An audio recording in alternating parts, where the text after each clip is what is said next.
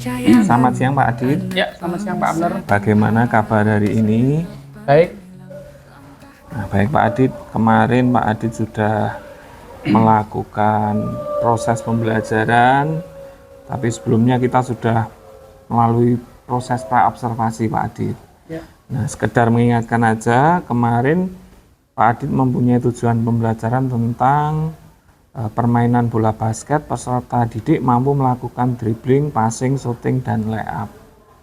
Kemudian Pak Adit kemarin ingin mengembangkan tentang memberikan motivasi kepada siswa, kemudian penggunaan strategi pembelajaran yang efektif, kemudian menggunakan pembelajaran berdiferensiasi dan keterampilan sosial emosional. Nah, dari observasi waktu pembelajaran kemarin Pak Adit, saya sudah melihat prosesnya ya Pak Adit. Ya. Nah, kita sama-sama melakukan proses itu. Menurut Pak Adit, pembelajarannya berlangsung seperti apa Pak Adit? Dari yang sudah kita rencanakan kemarin. Ya. Terima kasih Pak Abner waktunya.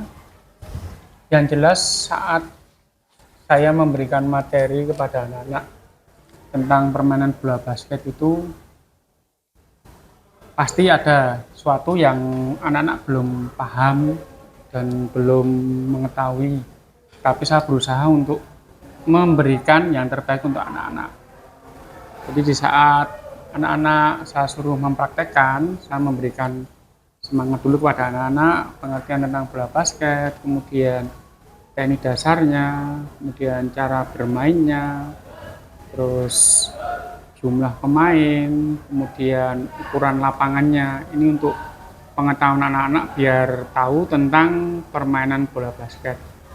Sekedar informasi saja, kalau anak-anak ini kan kalau sudah SMK ini kan berarti ranahnya sudah mengenal dan harus menguasai tentang permainan bola basket ini. Mungkin itu Pak. Baik. Berarti menurut Pak Adit, ketika memberi motivasi ke anak itu bisa dilakukan dalam proses pelaksanaan pembelajaran, misal kayak kemarin panjenengan menyampaikan video kemarin. Nah, itu bisa untuk memotivasi ya Pak. Nah, baik Pak Adit. Kalau kita lihat dari pembelajaran tentang sosial emosionalnya, menurut Pak Adit, apakah sudah Pak Adit lakukan pada proses pembelajaran kemarin, Pak?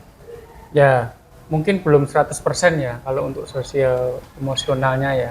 Karena ada beberapa anak yang mungkin dalam tanda petik masih seenaknya sendiri. Kemudian di sini kan berarti kita harus dengan sabar menghadapi anak-anak yang seperti itu kan. Karena kita dituntut untuk mendidik anak, kemudian memberikan motivasi, kemudian selain itu juga memberikan semangat.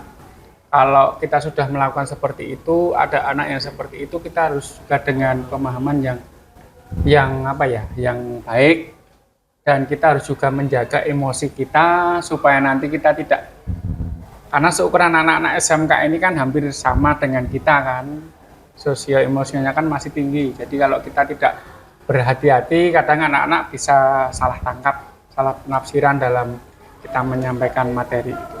Gini tuh Pak. Baik.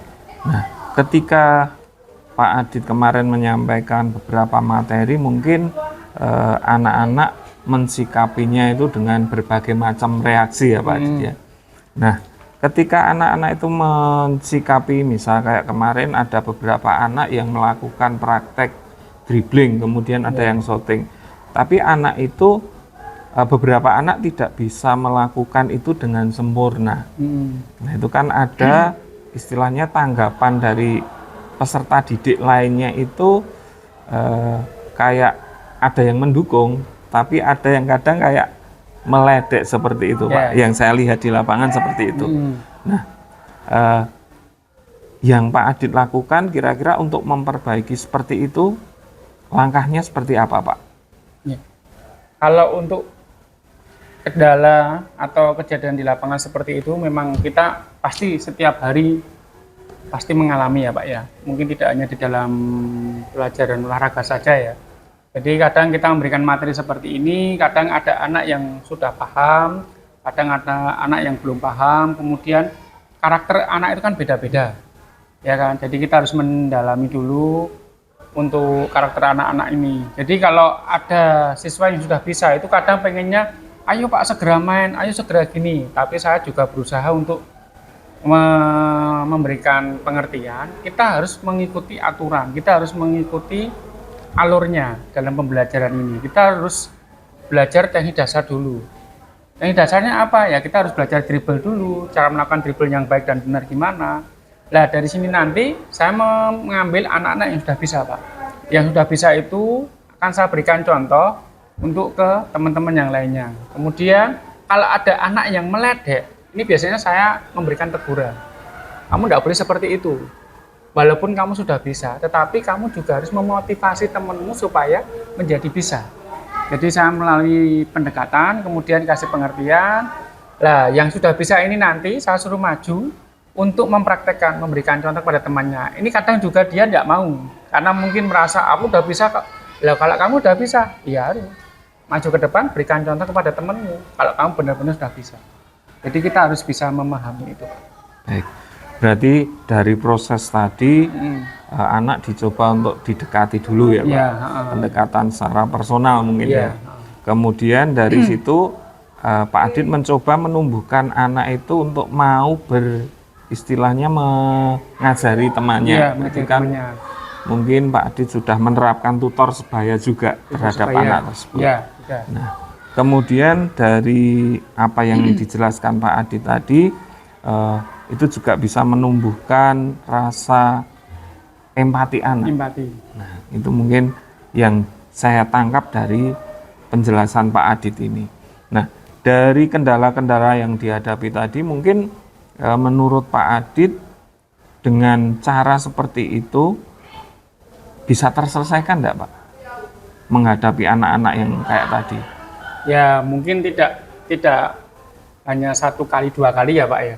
Kan di dalam permainan bola basket itu kan kita tidak mungkin seperti kita instan ya Pak. Seperti kita membuat mie pengennya segera jadi, enggak.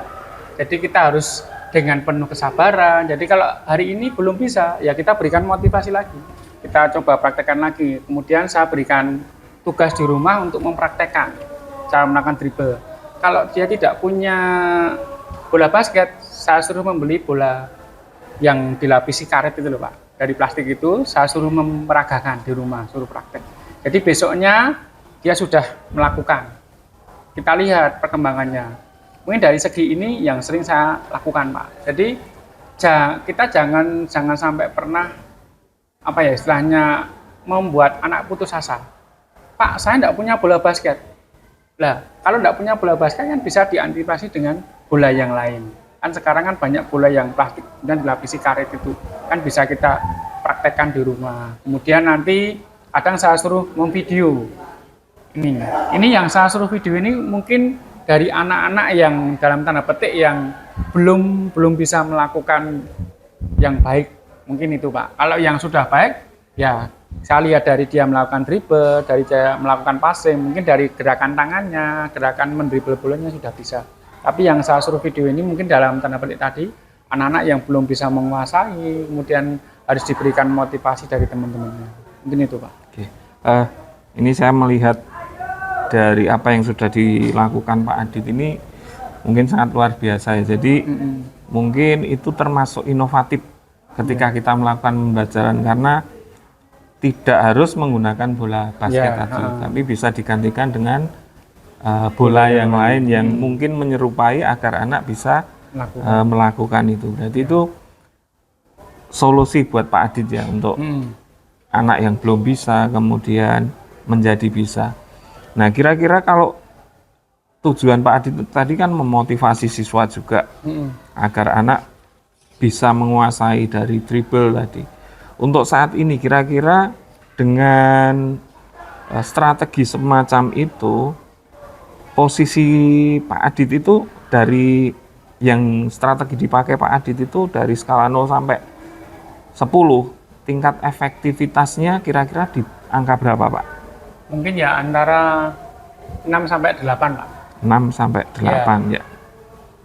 Kan mungkin beda ya Pak dengan bola basket yang sesungguhnya dengan bola biasa itu kan. Karena beratnya kan sudah berbeda. Tetapi kan kita juga harus melihat kondisi anak juga kan. Kalau nanti saya suruh membeli bola basket dengan harga sekian kan mungkin nanti orang tua kan juga protes. Jadi mungkin perbedaannya di situ Pak. Tetapi di sini saya melihat dari tekniknya dulu. Dari teknik dia cara melakukan, cara mempraktekkan, dari situ nanti sudah bisa Pak. Nah kemudian nanti kalau udah kembali ke sekolah, nah baru kita praktekkan lagi dengan bola itu. Jadi mungkin kalau saya memberikan penilaian ya antara 5 sampai 8 Pak. Saya nggak berani di atas 8 sampai 10 itu. Karena ya itu tadi kendalanya mungkin karena bola. Itu. Baik Pak Adit, dari langkah-langkah yang sudah Pak Adit lakukan, dari inovasi tadi, itu kira-kira materi yang disampaikan ke anak itu sudah mencakup atau sudah sesuai dengan tujuan pembelajaran yang Pak Adit ingin capai atau belum Pak? Kalau tujuan kemudian yang mencakup itu mungkin sudah mengarah ke anak-anak semuanya Pak. Berarti tercapai itu sudah ya Pak? Tercapai. Jadi saya menampilkan video dulu, kemudian dari video itu nanti anak bisa melihat, oh ini loh, dari cara bermainnya, teknik dasarnya, kemudian para pemain legenda, kemudian cara bermainnya, dan aturan-aturan yang dipakai dalam bola basket. Mungkin kalau menurut pribadi saya sudah mencakup semuanya Pak. Baik, berarti itu sudah mungkin paling efektif ya? Ya.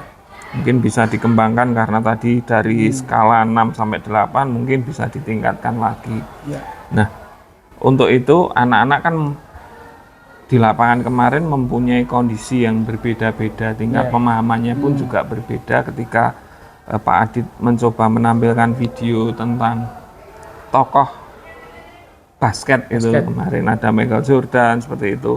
Kemudian ada teknik-teknik yang dilakukan di dalam video Pak Adit mempraktekkan. Nah, kira-kira dari proses tersebut pembelajaran berdiferensiasinya sudah maksimal atau belum, Pak? Itu kalau saya melihat di lapangan mungkin sudah Pak. Ya tidak 100% ya, karena saya sudah memakai sistem berdiferensiasi. Jadi kemampuan awal kita lihat dulu anak-anak. Kemudian nanti kalau dari situ kita akan kelihatan anak yang belum bisa menguasai akan saya bagi beberapa kelompok kemarin. Sudah kita praktekkan kemarin. Kemudian yang rendah, sedang, tinggi. Yang tinggi ini biasanya nanti anak sudah saya lepas untuk mempraktekkan yang dari dribble, passing, shooting sampai gerakan layup. Kemudian yang di rendah ini, yang paling rendah ini biasanya nanti saya akan meminta salah satu anak untuk menjadi tutor sebaya, memberikan contoh kepada anak-anak. Kemudian yang tengah ini biasanya nanti saya juga masuk di tengah ini, saya melihat dulu Pak nanti. Kemudian setelah di tengah saya melihat di bawah, kemudian di rendah, di tinggi juga. Jadi mungkin yang sering saya tidak dampingi mungkin yang di tinggi Pak. Karena saya melihat anak-anak yang di kemampuan yang tinggi tadi saya sudah melihat dia sudah menguasai semuanya, dari tekniknya, dari cara melakukannya, mungkin sudah bisa kita lepas. Tapi yang rendah ini benar-benar saya dampingi sampai anak ini nanti bisa. Kemudian nanti kadang kan kalau didampingi dengan rekan atau tutor sebaya kan kadang-kadang masih gojek sendiri, tidak serius. Nah ini yang sering saya dampingi. Kemudian yang sedang juga saya dampingi juga, saya suruh melakukan dulu. Mungkin itu Pak. Baik, itu berarti proses diferensiasinya sudah meski terdiri dari itu prosesnya ya prosesnya untuk memahami materi dan anak bisa melakukannya. Kira-kira ada keinginan nggak Pak untuk menambahkan, mungkin itu kan baru satu, dua mungkin ya, ada di proses kemudian ada di kontennya. Pak Adit sudah mencoba untuk menyajikan terkait dengan media pembelajarannya, ada video, kemudian anak bisa baca, kemudian anak melihat Pak Adit mempraktekkan. Nah, mungkin ada keinginan untuk meningkatkan ke diferensiasi yang ke hasilnya, Pak. Kira-kira ada keinginan untuk ke situ atau enggak, Pak? Kalau untuk hasilnya mungkin setiap guru kan pengennya anak itu bisa apa ya istilahnya menguasai semuanya, Pak. Tetapi dari dribble, kemudian passing, shooting, layup, ini mungkin yang nomor 4 ini, Pak, yang kadang-kadang tidak semua anak itu bisa melakukan. Karena kalau kita lihat gerakan layup itu tidak semua anak itu bisa melakukan. Kalau dribble itu jelas ya kan, dribble kita hanya memantulkan bola, kemudian passing kan juga dari passing depan dada, bola pantul, kemudian atas kepala, itu mungkin bisa menguasai. Kemudian kalau layup ini kadang-kadang masih belum bisa menguasai, tetapi saya tidak patah semangat, saya tetap memberikan ke anak-anak, memotivasi, kemudian memberikan semangat, ayo tetap kita belajar. Dengan cara gimana ya tadi, mungkin tidak pakai gerakan lari dulu. Layup kan ada lari, kemudian loncat, kemudian melakukan tembakan ke ring. Nah ini kadang saya memberikan contoh kepada anak-anak dari tanpa awalan dulu, mungkin dari melangkah dulu, gerakan kanan kiri kemudian loncat. Ini kadang yang sering saya pakai, Pak. Nah dari hasil ini saya inginnya anak bisa menguasai itu semua. Jadi saya berharap anak bisa kemudian dan bisa mau melakukan gerakan ini. Jadi saya berharap semuanya bisa melakukan itu, Pak. Oke, dari pernyataan Pak Adit tadi, materi yang susah itu di layup. Untuk dribbling, kemudian passing, shooting itu anak bisa melakukan. Kemudian saya ingin mengkonfirmasi, Pak, untuk penilaiannya itu meliputi apa saja, Pak? Penilaian untuk anak itu meliputi apa saja, Pak? Ya, di sini saya memakai penilaiannya yang jelas teknik, Pak. Teknik dari cara dia melakukan tekniknya.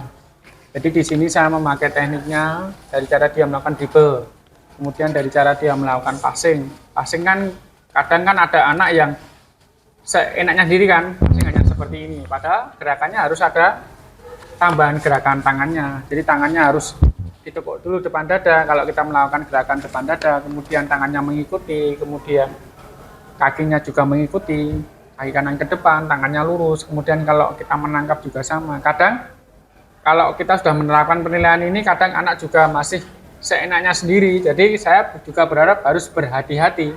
Karena dalam permainan bola basket itu kalau kita nggak berhati-hati, kadang jari tangan kita bisa terkilir. Jadi saya menerapkan ini benar-benar dengan kehati-hatian, Pak. Karena saya tidak mau nanti saat melakukan gerakan dribble, kemudian passing, ada yang cedera. Karena ini dulu pernah terjadi, ada satu anak yang melempar bolanya itu kepada temannya sendiri, anak tidak siap, akhirnya tangannya terkilir. Nah di sini kita juga harus bisa mensiasati. Jadi saya berhati-hati di sini. Kemudian penilaiannya tadi dari teknik, kemudian dribble, passing, kemudian shooting. Jadi ada 3 tahapan ini, Pak. Kalau untuk layup ini nanti ada penilaiannya sendiri. Itu, Pak. Berarti untuk keterampilannya seperti itu. Ya. Untuk sisi pengetahuannya, Pak, cara penilaiannya seperti apa, Pak? Kalau sisi pengetahuannya, saya biasanya menggunakan Pak. Saya bagi beberapa kelompok tadi, Pak, kan dari tingkat rendah, sedang, tinggi. Saya bagi beberapa kelompok lagi. Kalau misalkan di kelompok rendah ada 10 anak, saya bagi 2 kelompok, kemudian saya suruh mempelajari dari gerakan tadi. Kalau di rendah ini kan saya suruh mempraktekkan hanya dribble saja, Pak. Dribble. Kemudian yang di sedang ditambahi dengan passing. Dribble, passing. Kemudian yang di tinggi ada dribble, passing, shooting. Jadi ada 3 tahapan ini. Biasanya nanti saya berikan tugas untuk pengetahuan ini, saya suruh membuat rangkuman. Kemudian saya suruh buat seperti PPT itu, Pak, saya suruh presentasi. Jadi nanti di sini biar memotivasi anak untuk belajar berani menyampaikan apa yang menjadi jawaban di situ. Jadi biar anak juga berani menyampaikan pendapatnya atau mungkin presentasi, Pak, di sini. Jadi kadang kan kita suruh anak presentasi, kadang kan ada juga yang masih malu, tidak mau dan sebagainya. Jadi pengetahuannya saya pakai itu, Pak. Baik. Kemarin kan kita belum sampai ke anak presentasi ya, Pak. Mungkin sebagai gambaran untuk saya. Nanti untuk presentasinya itu anak membuat apa, Pak? materinya mungkin anak bisa medianya apa kira-kira Pak?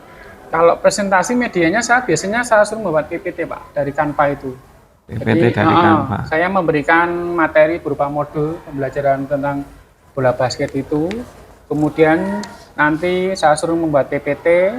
Jadi masing-masing kelompok ini nanti berbeda-beda. Sesuai dengan tadi Pak, berdiferensiasi lagi. Kalau di tingkat rendah ya, bagaimana cara melakukan dribble yang baik dan sebagainya. Nanti ada gambarnya, kemudian saya suruh membuat PPT-nya, kemudian saya suruh presentasi, kemudian nanti yang lainnya menyimak, saya suruh memberikan masukan atau pertanyaan, dari sini nanti bisa memotivasi anak, jadi ada umpan baliknya, jadi kita presentasi, anak memperhatikan, ada pertanyaan kita tampung, apabila anak nanti tidak bisa menjawab, kita lemparkan kepada kelompok yang lain, apabila tidak bisa menjawab, ya di sini nanti saya berperan Pak, akan membantu ikut menjawab. Jadi saya berikan materi modul, saya suruh memilah mana yang dribble, mana yang passing, mana yang shooting. Jadi itu Pak. Jadi sudah lengkap dari segi media tadi sudah ada media pembelajaran, kemudian untuk menunjukkan pengetahuan anak Pak Adit tadi menggunakan presentasi.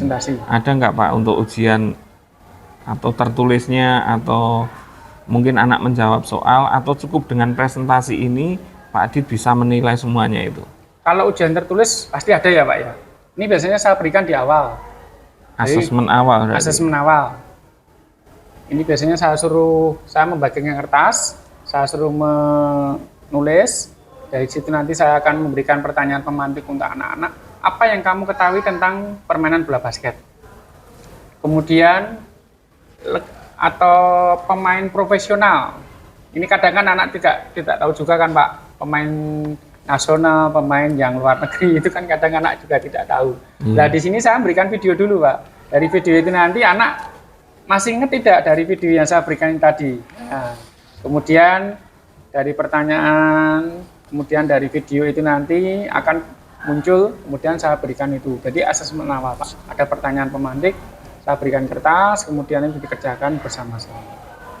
Baik, itu untuk penilaian pengetahuannya. Ya. Kemudian Pak, kira-kira tingkat keefektivitasan ketika Pak Adit menggunakan model penilaian, tadi kan ada pengetahuan dan keterampilan ya Pak. Ya. Itu efektif enggak untuk dari jumlah siswa segitu melakukan praktek, kira-kira dilakukan dalam waktu yang sama atau mungkin rentangnya itu di pembelajaran berikutnya, karena kemarin kan durasi untuk praktek kemarin 2 jam. 2 jam. Mungkin cukup nggak waktu 2 jam itu untuk melakukan penilaian semua ini Pak? Ya mungkin tidak cukup ya Pak, karena di dalam permainan bola basket itu kan pasti tidak hanya 1 kali pertemuan. Ada 2 kali pertemuan, ada 3 kali pertemuan. Di sini saya memakai 2 kali pertemuan Pak. Jadi pertama kita memberikan motivasi, kemudian penayangan video kita praktekkan. Jadi hari ini kita latihan, kemudian minggu depannya baru kita mempraktekkan. Karena di dalam olahraga itu kan kita penilaiannya tidak hanya di keterampilan saja kan Pak. Kadang di keterampilan dengan pengetahuan itu kadang-kadang anak itu cenderung nilainya bagus di keterampilan. Karena keterampilan itu kan kita jelas, langsung mempraktekkan, kita melihat cara melakukan baik yang benar. Kalau di pengetahuan kadang kan anak susah menghafalkan. Kadang kalau kita tidak hati-hati, anak sekarang yang ngetren itu loh Pak, pakai apa itu? AI. QR itu atau yang apa itu? Nah, cari di Google. Nah ini kadang-kadang kan AI itu. Nah, ini saya juga bisa harus mengantisipasi juga. Kadang saya suruh mengerjakan, nah tidak boleh buka HP. Sepengetahuan kamu mana yang efektif. Nah ini kadang-kadang saya memakai itu. Kalau nanti kita pakai HP ya semuanya jawabannya pasti benar semua. Itu Pak. Berarti AI itu nggak boleh ya Pak? Ya kalau bagi saya nggak boleh. Itu karena kecenderungan anak sekarang kan Ya menggantungkan belajarnya lewat HP. Mungkin itu bisa istilahnya kita kembali ke kesepakatan kelas kita kemarin waktu kita mau ngajar itu kan seperti apa. Boleh nggak memakai HP? Kalau memang boleh, batasannya seperti apa kan? Ya. Di awal kita harus jelas. Mungkin dari apa yang Pak Adit lakukan kemarin itu kan Pak Adit pengen mengembangkan beberapa aspek, salah satunya motivasi. Motivasi ke siswa itu seperti apa. Kemudian ada KSE-nya sudah. Kemudian strategi pembelajaran. Untuk strategi pembelajaran, Pak Adit tadi kan sudah, kalau saya lihat kemarin dan saya rangkum dari percakapan ini, ada beberapa strategi pembelajaran yang Pak Adit pakai. Yang pertama itu ada ceramah. Itu jelas. Ceramah. Kemudian ada kelompok tadi kan diskusi ya Pak. Diskusi. Mungkin ada yang pengen Pak Adit kembangkan lagi untuk metode pembelajaran ini Pak. Ada nggak selain itu yang kira-kira Pak Adit pandang itu lebih efektif atau anak akan lebih menyukai itu, kira-kira apa Pak? Ya kalau saya melihat kemarin itu anak-anak kadang-kadang ya itu tadi Pak, pengennya segera main. Ya mungkin bisa saya siasati dengan metode-metode yang lainnya ya. Jadi kita harus bisa memberikan pengertian, kita harus juga bisa memberikan demonstrasi. Karena kan dalam permainan bola basket itu kan ada yang namanya permainan 3 on 3, kemudian 5 lawan 5. Jadi kalau dalam permainan bola basket itu kan benar-benar butuh daya tahan yang ekstra. Ya, fisiknya kuat. Fisiknya kuat kan Pak. Karena lapangannya itu kan luas, panjangnya kan 28.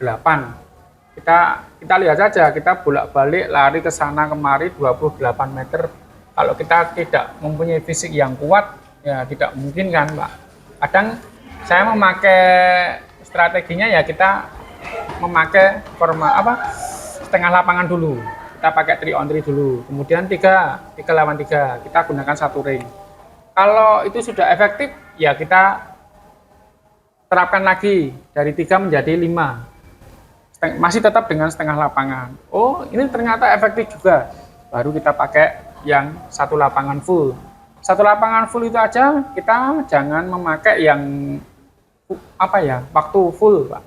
Kan dalam permainan bola basket itu kan kita bagi beberapa babak, Pak. Ada 4 babak, masing-masing 1 babak itu kan 10 menit. Jadi kita harus pakai 3 menit dulu atau 5 menit dulu. Kadang 5 menit itu aja, kalau anak sudah kesana kemari sudah membrobios itu Pak, sudah berkeringat, ya mungkin saya siasati dengan, diganti dulu. Kan saya tidak mau nanti terjadi apa-apa kan. Saya memaksakan anak, suruh main terus, nanti kan mungkin ya yang terjadi tidak kita inginkan nanti pasti terjadi yang saya tidak mau. Jadi saya ganti, sudah merasa capek, ganti. Mungkin kalau untuk cewek, ya kita pakai setengah lapangan dulu. Kalau cowok, itu tadi Pak, dari setengah, kemudian 3 on 3, kemudian 5, sampai 1 full. Mungkin itu Pak yang ingin saya terapkan. Oke, berarti itu yang pengen dikembangkan ya, lebih lagi ya Pak, untuk pertemuan berikutnya, untuk bisa anak itu merasa senang dan nyaman dengan pembelajaran bola basket. Kan tidak semua anak itu suka dengan bola basket. Iya. Anak kan cenderung kalau anak di sini tuh sukanya sepak bola, yang cowok. Nah, bola basket itu mungkin asing bagi mereka, tapi itu tantangan buat kita sebagai pendidik, bagaimana kita harus mungkin mengenalkan itu ke anak. Ya, ada juga kan Pak ya, kita saat mau ngajar itu pasti ada anak yang bertanya, Pak hari ini olahraganya apa? Saya menjawab bola basket, bola basket.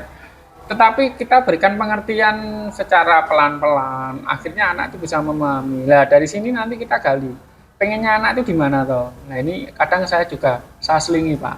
Tidak saya monoton olahraganya ini, tidak. Tetapi saya tetap mengikuti alurnya. Alurnya permainan bola besar, ya udah kita selesaikan bola besar. Jadi nanti kalau kita pakai game, ya saya selingi dengan speaking. Mungkin dengan permainan-permainan tradisional juga saya terapkan Pak, tradisional. Kemudian untuk melatih daya tahan anak gitu. Kemarin saya juga melihat ice breaking yang bergandengan itu Pak. Nah itu sangat bisa mencairkan suasana ya Pak ya.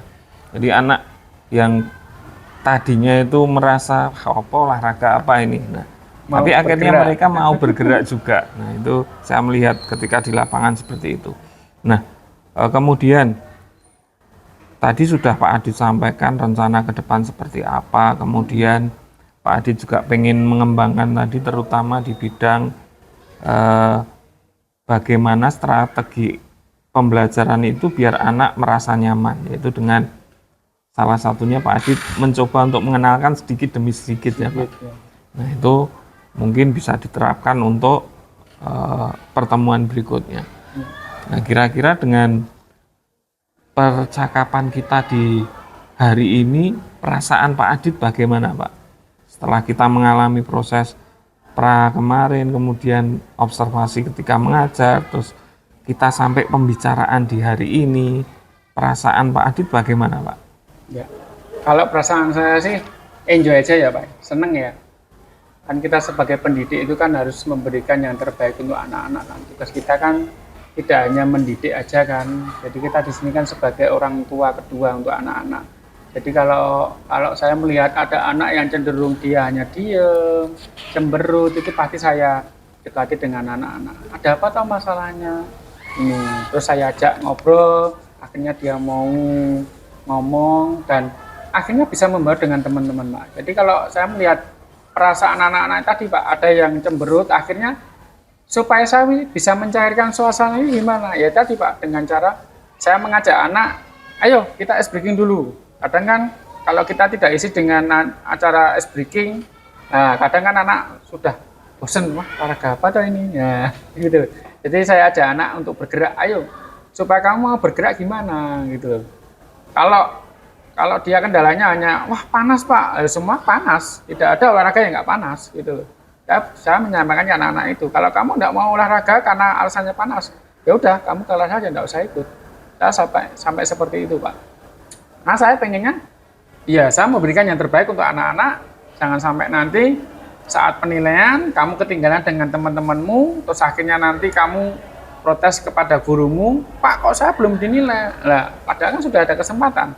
Saya berikan kesempatan, ayo hari ini, kalau kamu belum siap ya sudah, saya tinggal sampai kamu siap. Itu. Jadi kalau saya melihat perasaan saya ya ini tadi Pak, saya sangat senang dan saya memotivasi anak supaya ayo mau bergerak. Kamu jangan hanya diem, olahraga itu tidak hanya diem toh. Waktunya istirahat ya istirahat, waktunya kita olahraga ya olahraga. Kadang saya kan memakai anak-anak, kamu boleh minum, silahkan, tapi tidak boleh jajan. Maksud saya di sini boleh minum apa? Ya kamu silahkan bawa air putih dengan tumbler itu atau aqua itu, kamu bawa ke lapangan tidak apa-apa. Karena manusia kan juga butuh minum Pak. Jadi saya tidak saklek, kamu tidak boleh minum, tidak. Karena selama 2 jam itu juga cukup lumayan Pak. Kita jangan sampai kita olahraga nanti dehidrasi. Nah, ya. Jadi anak yang nanti akhirnya timbul ada yang semaput kan kita juga nanti wah kendalanya gimana seperti itu Pak. Jadi saya harus bisa memotivasi anak gimana caranya. Jadi kalau saya melihat ya itu tadi Pak, antara seneng susah ya saya nikmati aja Pak, enjoy. Enjoy, ketika kita mengajar kita harus enjoy, karena kalau kita seneng otomatis itu akan terpancar ke peserta didik kita ya Pak. Dan mungkin peserta didik kita juga akan melihat kemudian termotivasi untuk belajar lebih giat lagi. Nah itu percakapan kita di siang hari ini Pak. Untuk kedepannya tadi kan Pak Adit sudah menyebutkan atau mengungkapkan pengen meningkatkan lagi pembelajarannya tadi di bidang keterampilan. Nah, anak melakukan praktek tapi tidak langsung 100%. Nah, itu kira-kira nanti tindak lanjutnya seperti apa Pak? Ketika ke depan untuk pertemuan berikutnya kira-kira akan seperti apa, strategi yang Pak Adit pakai itu kayak apa Pak? Ya. Kalau saya ke depannya, saya pasti nanti bagi anak-anak yang belum bisa menguasai, saya suruh duduk, melihat, dan memantau ya Pak. Yang sudah bisa melakukan dari segi tadi, dari latihan, dari prosesnya sampai dia bisa melakukan itu, ini nanti saya suruh main. Kemudian bagi anak-anak yang tidak bisa, saya suruh melihat. Nah dari situ nanti anak akhirnya muncul motivasi, oh ternyata tuh permainannya seperti ini, saya berarti juga bisa melakukan seperti ini walaupun belum 100% ya Pak ya. Oh cara melakukan seperti ini. Kalau dalam basket itu kalau kita sudah mendribble kalau bola sudah dipegang, kita dribble lagi itu ternyata nggak boleh. Jadi kalau kita sudah jalan, kita sudah lari mendribble bola, kalau bola sudah kita pegang, kita lempar ke teman kita. Oh ternyata seperti itu. Ya, dari sini nanti kan akhirnya anak terlecut atau termotivasi dan ingin mempelajari. Akhirnya, Pak saya ingin main, Pak saya ingin main, Pak. Nah ini yang sering kali terjadi, Pak. Contoh seperti kemarin bola basket. Saya selingi dulu bagi anak-anak yang nggak suka bola basket. Dengan cara permainan apa? Bola tangan. Bola tangan itu kan permainannya hampir sama dengan sepak bola. Ya, akhirnya kan anak terlecut. Hari ini selesai, kemudian minggu depannya minta main bola tangan lagi.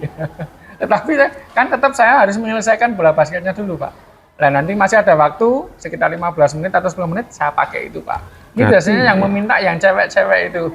Karena bola tangan itu kan seneng, ya. Berarti itu adopsi dari permainan lain, kemudian dituangkan ke dalam basket. Ya. Kan gerakannya hampir sama, kan juga ada dribblenya. Cuma bedanya kalau bola tangan itu tidak dilempar ke ring, tetapi dilempar ke gawang. Ya. Itu menarik, Pak. Ya. Itu mungkin saya juga baru dengar ini karena kemarin saya belum melihat itu, Pak. Ya. Nah, mungkin ini untuk pertemuan berikutnya saya akan. Mungkin waktu itu pas saya pakai hanya untuk apa ya, Pak? Mencairkan suasana saja. Jadi tidak sepenuhnya apa ya, full itu tidak, hanya mencairkan suasana. Oh, ya akhirnya saya mengadopsi ini, saya selingi dengan permainan bola tangan. Karena waktu dulu zaman kuliah saya itu saya sering main bola tangan itu. Jadi saya terapkan ke anak-anak, ternyata anak-anak juga senang gitu. Baik. Kira-kira ada lagi enggak, Pak, rencana ke depan itu seperti apa untuk lebih meningkatkan motivasi, kemudian tingkat pemahaman anak juga lebih bisa maksimal 100% karena kan tadi belum 100%. Iya. Nah, untuk mencapai 100% itu kira-kira Pak Adit pengen membuat strategi seperti apa yang pengen Pak Adit lakukan? Kalau strategi mungkin sama ya, Pak. Mungkin di sini kita ngasih motivasi ke anak-anak supaya latihannya lebih sungguh-sungguh, kemudian kita tambahi di mungkin sarana prasarananya, Pak ya. Mungkin bolanya kan kemarin kita masih kurang.